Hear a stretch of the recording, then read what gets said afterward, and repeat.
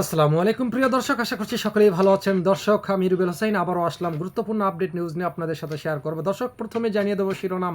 ওবায়দুল কাদের বর্তমানে বাংলাদেশে আছে না বিদেশে চলে গেছেন, সেটা থাকছে গুরুত্বপূর্ণ খবর। এবং তারপরে থাকছে আজকের ঘটনা বিজয়, প্রথম ধাপ হলো বাংলাদেশিরা জয় করেছে এই আন্দোলনে। আর তিন সমন্বয়কারী এই প্রথম হচ্ছে বঙ্গভবনে এইমাত্র প্রবেশ করলো কিছুক্ষণ আগে। তারপরে শিরোনাম হলো ক্রিকেটার সাকিব আল হাসান তার অফিস ভাঙচুর এবং অগ্নিসংযোগ।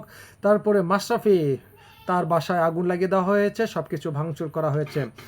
প্রধানমন্ত্রী গণভবন ঘেরাও করা হয়েছে এবং তার বাসভবনে ঢুকে এবং যত খাবার ছিল সব খেয়ে দিয়ে যে ল্যাপটসক খেতা বালিশ ছিল সব কিছু ভাগাভাগি করে নিয়েছেন জনগণ। ফ্রিজ, লাইট এবং ঘরের যে আসবাবপত্র ছিল সব কিছুই জনগণ নিয়েছে। চেয়ার, টেবিল, গ্লাস, থালা বাসন, এক কথায় প্রধানমন্ত্রী যে কাপড়গুলো পরিধান করতেন, শাড়ি, সব কিছু নিয়েছেন সবাই।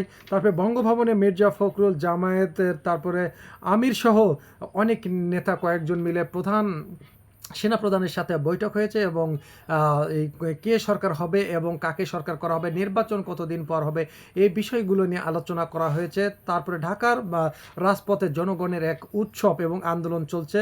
তারপরে হচ্ছে নিপীড়ন আইন বাতিলের দাবি সমন্বয়কের, যে সমন্বয়করা বলছেন যে যে আইন ছিল হচ্ছে জনগণের উপরে জুলুমের আইন, সেটা বাতিল করার প্রসঙ্গ উঠে এসেছে।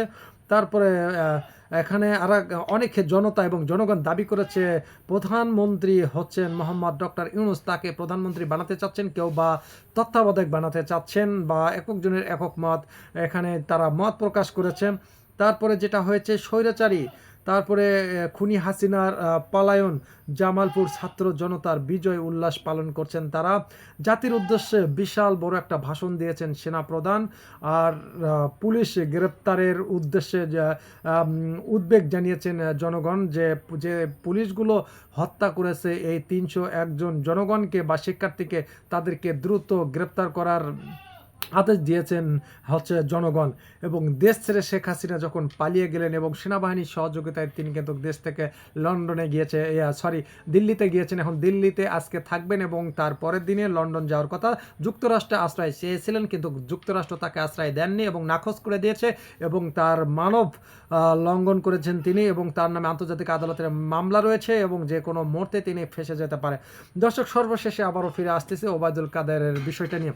দর্শক, অনেক মানুষ এবং গণমাধ্যম জানিয়েছেন এই মুহূর্তে একটি ছবি ওবায়দুল কাদেরের মানে ভাইরাল হয়েছে। ওবায়দুল কাদের এই ছবিটা এখনকার অনেক আগের বোঝা যাচ্ছে না, তিনি বিমানে করে দেশ থেকে বিদেশে পালিয়েছেন। কিছুক্ষণ আগেই সেই ছবিটা গণমাধ্যমে প্রকাশ হয়েছে এবং তিনি দেশ থেকে আসলে পালিয়েছেন না দেশে আছে এটা জানা যাচ্ছে না। তবে আশা করা যায় যে যদি ওবায়দুল কাদেরের খোঁজ পায় জনগণ বা কোনো দল, তাহলে আমার মনে হয় তার কোনো অস্তিত্ব রাখবে না।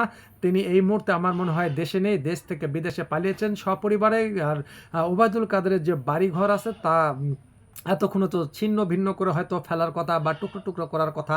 প্রধানমন্ত্রীর যে কাছের একজন মানুষ, সাধারণ সম্পাদক ওবায়দুল কাদের, তিনি যদি পাল্টা কর্মসূচি ঘোষণা না দিতেন তাহলে আওয়ামী লীগের নেতাকর্মীরা রাজপথে যেতেন না, আর তারা জনগণের হাতে খুন হতো না, আর আওয়ামী লীগের নেতাকর্মীর হাতে কিন্তু হচ্ছে জনগণ বা শিক্ষার্থীরা মারা পড়তো না।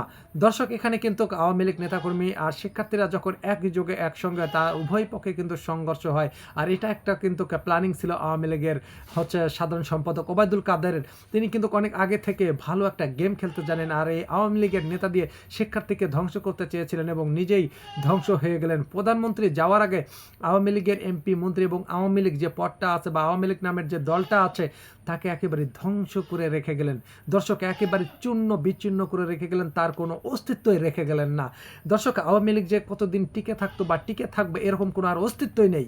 কারণ প্রধানমন্ত্রী যে ভুল করেছে সেটা হলো একটি দাবি করেছিল শিক্ষার্থী, যদি দাবিটা মেনে নিতেন তিনি আজকে সম্মানজনকভাবে দেশে থাকতে পারতেন, দেশটা পরিচালনা করতে পারতেন। আর যখন তিনি একটি বিষয় মেনে নিতে পারলেন না, আওয়ামী লীগের নেতাকর্মীকে লেলিয়ে দিয়ে এবং শিক্ষার্থীর ওপর যখন জুলুম, টর্চার এবং খুন খারাপি করলেন, তখনই জিনিসটা বিশাল হয়ে গেল এবং শিক্ষার্থীরা একটি নয় 9টি দফা দিলেন। তারপরও মানার কথা ছিল বা মানা যেত। জনগণ সরকারকে মূল্যায়ন করে এবং সরকার জনগণের কথাই শুনবে। যদি জনগণের কথা না শুনে তাহলে তিনি দেশের কিসের সরকার? তিনি তাহলে প্রধানমন্ত্রী তো তাহলে হতেই পারে না। আর তিনি যখন জনগণের কথাই শুনলেন না, আর তখন তিনি দেশেও থাকতে পারলেন না। তাকে দেশ থেকে পালিয়ে যেতে হলো। এরশাদ দেশে তাও ছিল এবং মানে ছাত্ররা যে আন্দোলন করেছিল, তিনি দেশ থেকে কখনো পালিয়ে যাননি। দেশ থেকে নিজেই তার সম্মান নিয়ে তিনি পদ থেকে নিজেই বহিষ্কার বা পদত্যাগ নিয়েছিলেন। দর্শক, শেষ পর্যন্ত হাসিনা কিন্তু নিজে থেকে পদত্যাগ না, তাকে বাধ্য করা হয়েছিল। জনগণের চাপে পড়ে তিনি দেশ থেকে পালিয়ে গেলেন এবং সেনাপ্রধানের হাতে ক্ষমতা দিয়ে গেলেন। দর্শক, এখন এই মুহূর্তে প্রধানমন্ত্রী এই মুহূর্তে থেকে শুরু করে কতদিন যে বাংলাদেশে আসতে পারবে না আল্লাহ জানে। তার মৃত্যু পর্যন্ত হয়তো বাংলাদেশে আসতে পারবে না, কারণ যে 301 জন খুন হয়েছে এটার কিন্তু একটা মামলা দায়ের করা হবে। তার জনগণ বলছে তার নেতৃত্বে পুলিশ এগুলোকে হত্যা করেছে। আর এটাই সবচাইতে একটা হচ্ছে ইস্যু, যেখানে প্রধানমন্ত্রী ছিলেন অনেক আগে বেগম খালেদা জিয়া, তাকে দিনের পর দিন জেল খাটিয়েছেন। তারপর অনেক নেতাকর্মী জেল খাটিয়েছে, অনেক জুলুম নির্যাতন এই সরকারের আমলে হয়েছে। 15 বছর 6 মাস অর্থাৎ 16 বছরের মতো নির্যাতন হয়েছে জনগণ, সেটা আর মেনে নেবে না জনগণ। দর্শক, অবশেষে সেই সরকারের পতন হয়েছে। আজ এ পর্যন্তই, আবারও দেখা হবে নতুন কোনো ভিডিওতে। ভালো থাকবেন, সুস্থ থাকবেন, আল্লাহ হাফেজ।